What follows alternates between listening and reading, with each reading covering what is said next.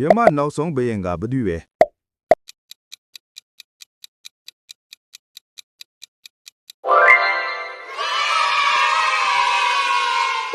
မန္တလေးကိုမြန်မာမြို့တော်အဖြစ်သတ်မှတ်ခဲ့တဲ့ခေတ်က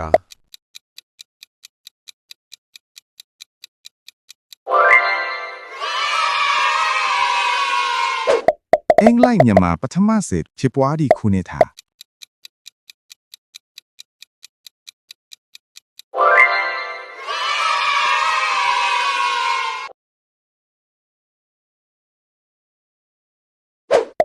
မြန်မာနိုင်ငံအင်္ဂလိပ်လက်အောက်ကျရောက်ခဲ့သောခုနှစ်က